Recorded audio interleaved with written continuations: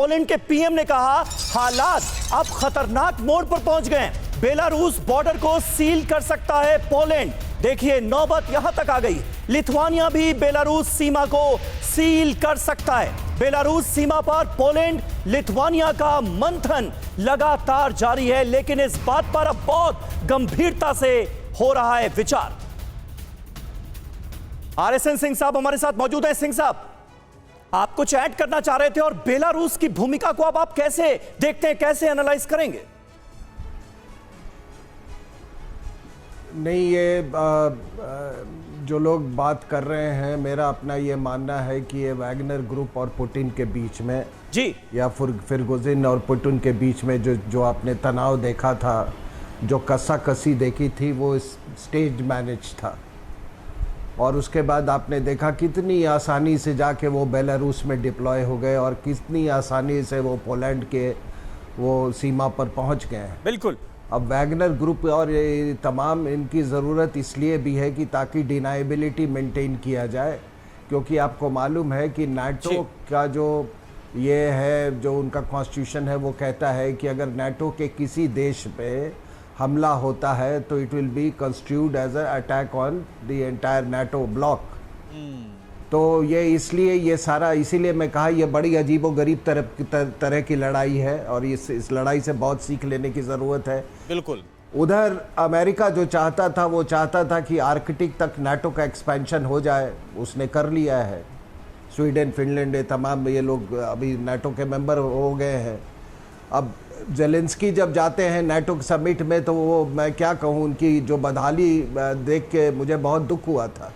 उनको साफ कह दिया गया कि भैया आप अभी आपका समय नहीं आया है नाटो में शामिल होने का, क्योंकि वो भी जानते हैं कि अगर वो बिल्कुल सर, और क्या होता है यूक्रेन का ये तो देखना होगा। लेकिन सर ये बड़ी दिलचस्प बात है जो आपने बताया कि सब कुछ स्टेज मैनेज था येवगेनी प्रिगोजिन को लेकर। विनोद ऑगस्टिन सर, अगर ये सब कुछ स्टेज मैनेज था तो फिर ये कहना गलत नहीं होगा कि जहां पर नाटो सोचना खत्म कर, जहां पर वो शुरू करता है, पहले उसके पहले ही जो पुतिन है वो सोच चुके होते हैं और एक अपनी नई चाल चल चुके होते हैं। बिल्कुल। और जहां तक आऊंगा सर आपके पास, लेकिन इस बीच देखिए एक और बड़ी खबर आ रही है। मॉस्को में सरकारी इमारत को नुकसान की खबर है। डिजिटल मिनिस्ट्री में नुकसान हुआ है। मंत्रालय से दस्तावेज जुड़कर बाहर गिरे, ये बहुत सीरियस है। आप देखिए मंत्रालय के काफी सीक्रेट डॉक्यूमेंट्स हैं, वो किस तरह से बाहर गिरे हुए हैं।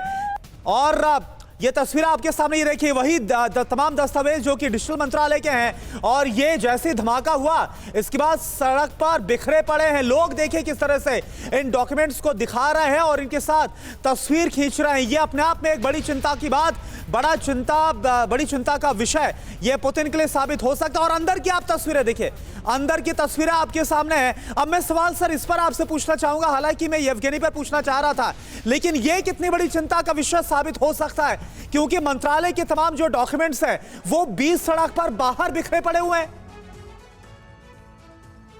बिल्कुल। देखिए एक चीज मैं स्पष्ट करना चाहता हूं, वो है नेटो का जो गोल है, एम है, वो क्या है?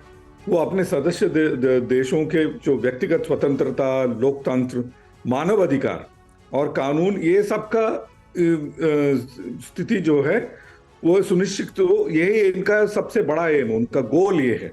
लेकिन आप उसका विपरीत आप क्या देखते हैं? यूक्रेन और रूस दोनों जो मानवाधिकार का उल्लंघन कर रहे हैं।